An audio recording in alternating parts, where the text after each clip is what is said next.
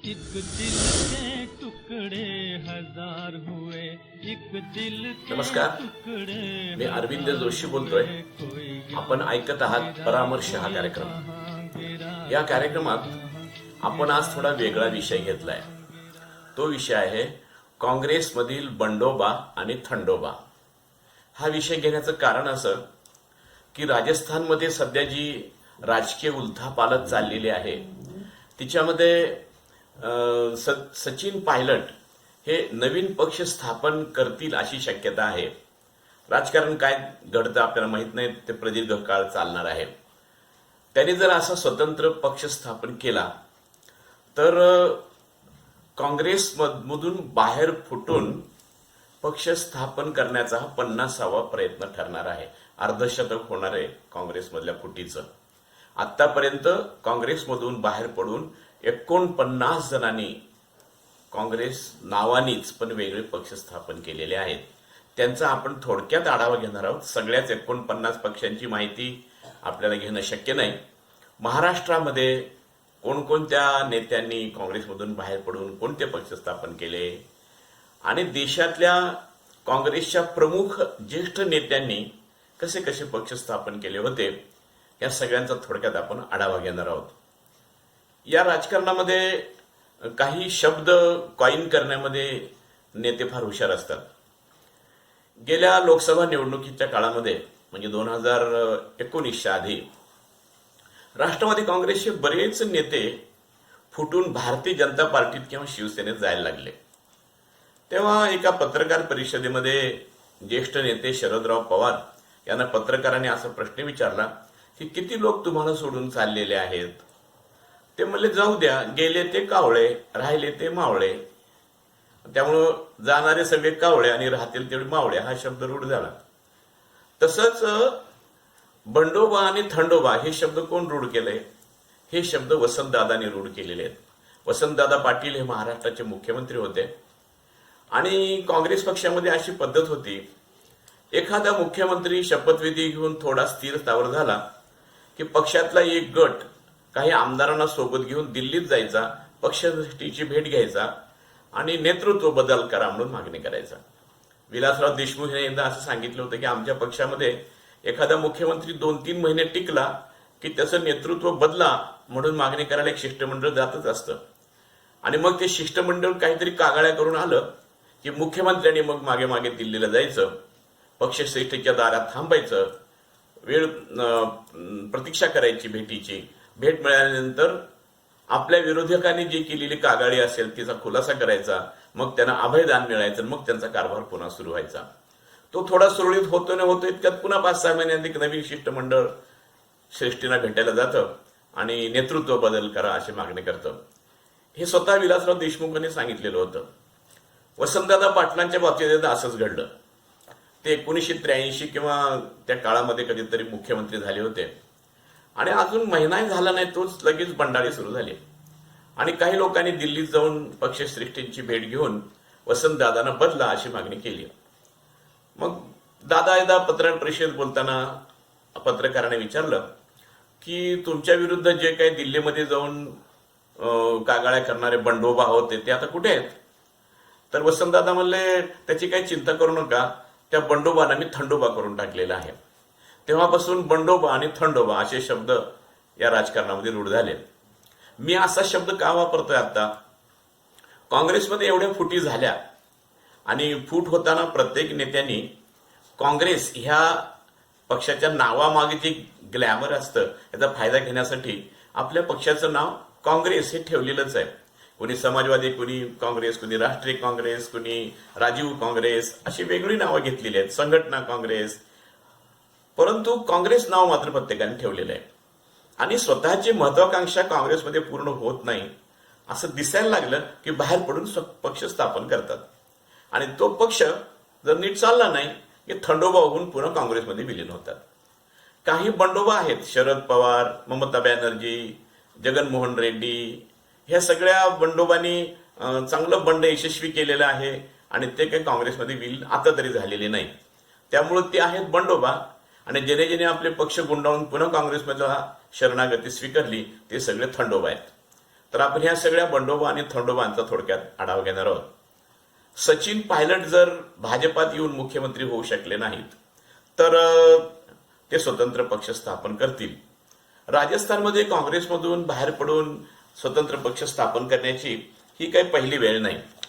ह्याच्यापूर्वी काँग्रेसचे एक नेते होते राजस्थानातले सीस राम ओला नावाचे, त्यांनी काँग्रेसमधून बाहेर पडून एक पक्ष स्थापन केलेला होता। तो पुन्हा काँग्रेसमध्ये विलीन केला, म्हणजे ते थंडोबा झाले। परंतु अलीकडच्या काळात जर आपण बघितलं तरी काँग्रेसमधली जी फूट असते त्या फुटीतून काही अतिशय रंजक अशी नावं तयार होतात।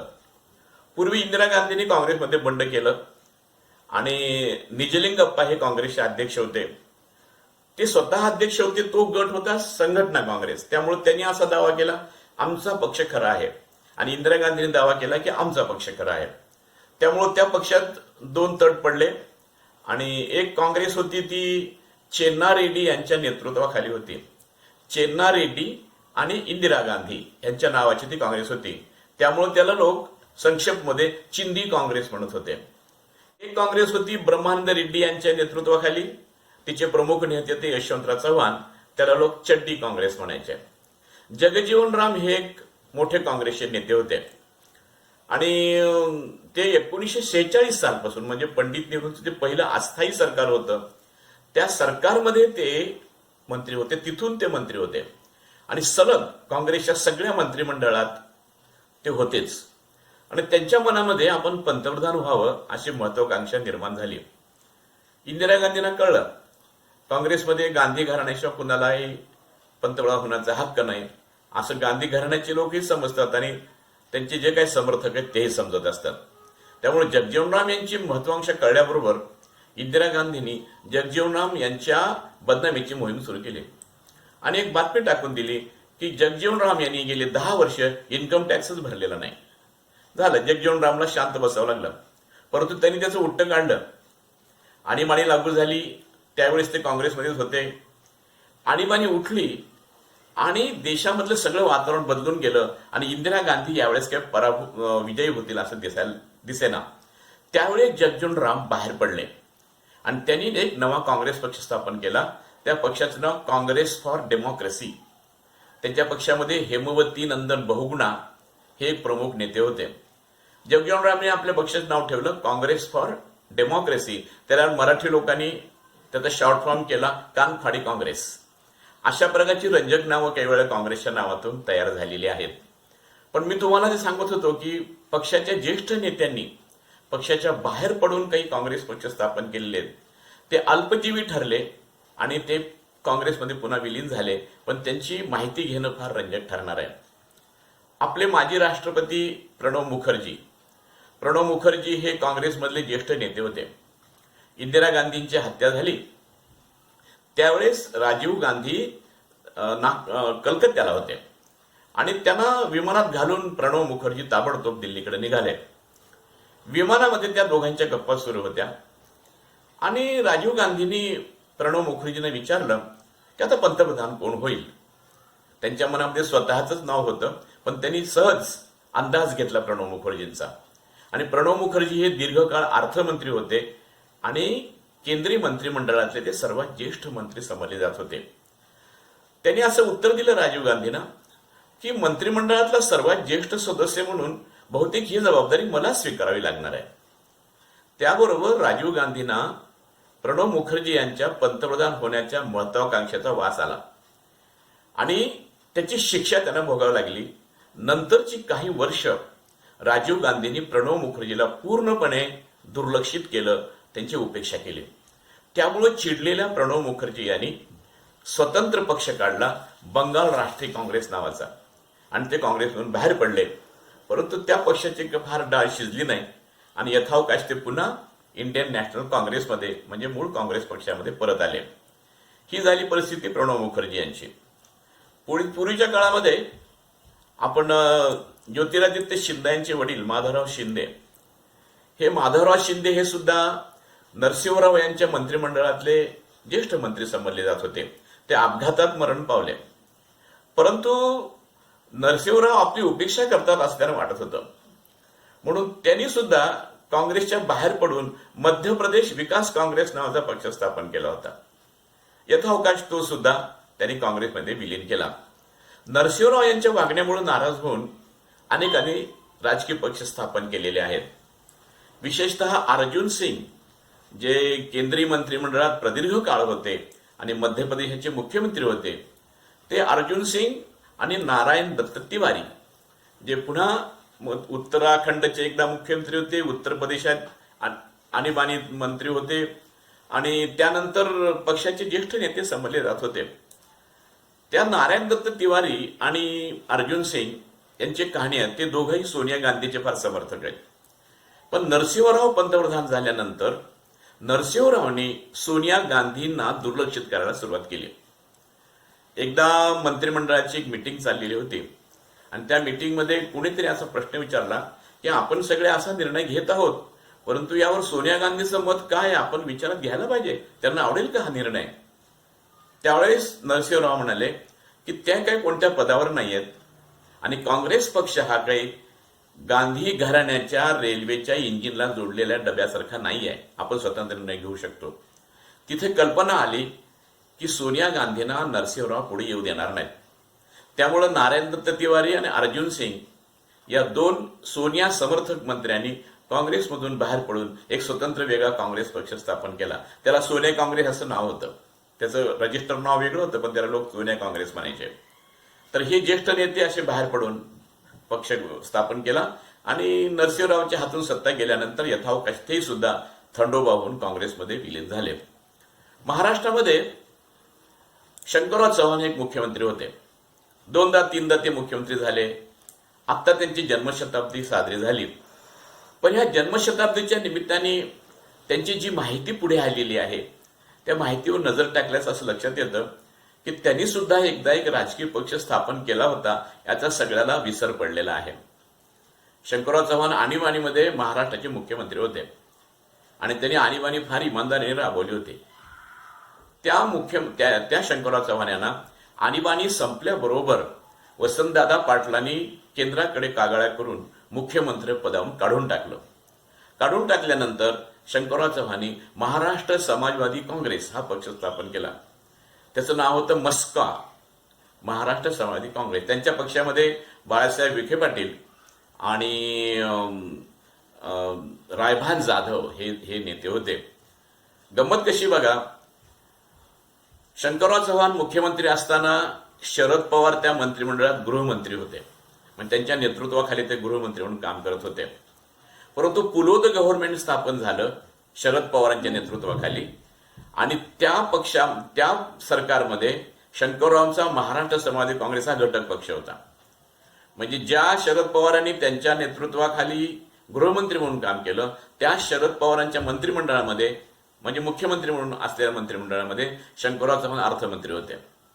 ते पुलोद गव्हर्नमेंट चालेपर्यंत त्यांची महाराष्ट्र समाजवादी काँग्रेस राहिली आणि नंतर त्यांनी यथावकाश ती काँग्रेसमध्ये बरखास्त करून ते केंद्रीय मंत्रिमंडळामध्ये शिक्षण मंत्री झाले.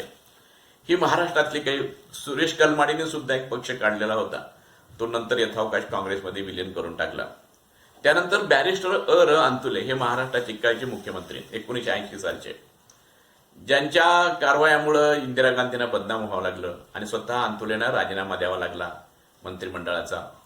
त्या अंतुलेंनी पुढे 1987-88 साली स्वतःची काँग्रेस पार्टी काढलेली होती, ती सुद्धा यथावकाश विलीन करून टाकली. अशा अनेक काँग्रेस पक्ष आहेत जे निघाले, विलीन झाले, परंतु काही लोकांचे जे बंड आहे ते यशस्वी झालेलं आहे, ते काँग्रेसमध्ये विलीन झालेले नाही. उदाहरणार्थ ममता बॅनर्जीच्या आधी सुद्धा अजय घोष नावाचे मुख्यमंत्री होते पश्चिम बंगालचे, ते काँग्रेसचेच. त्यांनी बाहेर पडून एक काँग्रेस पक्ष स्थापन केला, तो काही त्यांना यशस्वी करता आला नाही. नंतर डावी आघाडी पश्चिम बंगालमध्ये सत्तेवर आली आणि डाव्या आघाडीचे मुख्यमंत्री ज्योती बसू यांनी असा काही जम बसवला की पश्चिम बंगालमध्ये 7 निवडणुका त्या आघाडीने जिंकल्या आणि 35 वर्ष काँग्रेसला सत्तेवर येण्याची संधीच मिळाली नाही. त्यामुळे काँग्रेस पक्षामध्ये अस्वस्थता निर्माण झाली आणि आपण डाव्या आघाडीशी खऱ्या अर्थानं प्रखरपणे मुकाबला करत नाही अशा तक्रारी सुरू झाल्या.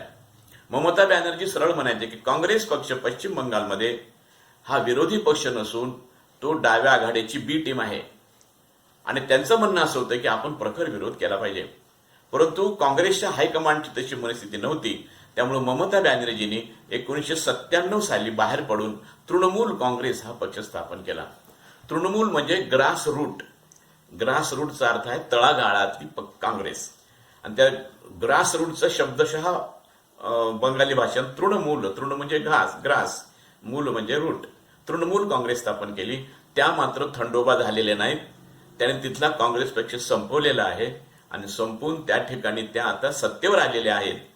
आता काँग्रेस पक्ष तिथं पुन्हा उभारी धरतो का नाही हा प्रश्न निर्माण व्हावा इतकी काँग्रेसने निर्माण केलेली स्पेस ममता बॅनर्जींनी आपलीशी केलेली आहे आणि त्या सलग 2 वेळा मुख्यमंत्री निवडून आलेले आहेत. दुसरे एक यशस्वी झालेलं बंड म्हणजे जगनमोहन रेड्डी यांचं.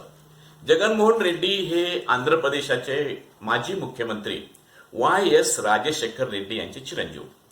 वाय.एस. राजशेखर रेड्डी यांनी काँग्रेसला तिथं हातून गेलेली सत्ता मिळवून दिली होती. चंद्राबाबू नायडूने आपलं राजकीय वर्चस्व असं काय निर्माण केलं होतं की काँग्रेसला 10 वर्ष सत्ताच मिळाली नाही. शेवटी राजशेखर रेड्डी यांनी इतके प्रयत्न केले की अनेक कल्पक योजना राबवून लोकांपुढे जाऊन त्यांनी चंद्राबाबू नायडू यांनी सरकारविषयी जो असंतोष होता संघटित केला आणि ते सत्तेवर आले. पण सत्तेवर आल्यानंतर त्यांनी भरपूर भ्रष्टाचार केला आणि त्यांचं अपघाती निधन झालं. त्यांच्या अपघाती निधनानंतर त्यांचे चिरंजीव जगनमोहन रेड्डी यांची अशी इच्छा होती की आपल्या वडिलांच्या जागी आपल्याला पुन्हा मुख्यमंत्री केलं पाहिजे. येणाऱ्या निवडणुकीमध्ये मुख्यमंत्री पदाचा उमेदवार म्हणून आपलं नाव जाहीर करावं अशी इच्छा त्यांनी व्यक्त केली होती. परंतु सोनिया गांधींना ही काही कल्पना मान्य झाली नाही. त्यांनी त्याला मुख्यमंत्री पदाचा उमेदवार करणं तर दूरच, पण पुढे चालून तो शिरदोर होऊ नये म्हणून त्याच्या मागे एवढ्या चौकशा लावल्या की त्याला दीर्घकाळ जेलमध्ये जावं लागलं. तरी सुद्धा त्याने संघर्ष करून वाय.एस.आर. काँग्रेस नावाची वेगळी काँग्रेस स्थापन केली आणि आता प्रचंड बहुमत मिळवून त्यांनी आंध्र प्रदेशमध्ये मुख्यमंत्रीपद पटकावलेलं आहे. काँग्रेसचं वैशिष्ट्य असं की अतिशय ज्येष्ठ नेते हे बहुतेक बंडखोरी करून बाहेर पडलेले आहेत. ए.के. अँटनी हे नाव आपण ऐकतो प्रदीर्घ काळापासून. संरक्षण मंत्री होते ते नरसिंहरावच्या काळापासून मनमोहन सिंग यांच्या काळापर्यंत. ते ए.के. अँटनी सुद्धा एकेकाळी काँग्रेसमधून बाहेर पडून त्यांनी अँटनी काँग्रेस नावाचा काँग्रेस पक्ष स्थापन केलेला होता. दुसरे काँग्रेसमधले ज्येष्ठ नेते बाहेर पडलेले म्हणजे देवकांत बारुआ. देवकांत बारुआ यांचं नाव मी का घेतोय मुद्दाम, आणीबाणीमध्ये इंदिरा गांधींचा एवढा गवगवा झालेला होता आणि त्या काळामध्ये India is Indira, Indira is India असं म्हणलं जात होतं. कोण तयार केली ही स्लोगन?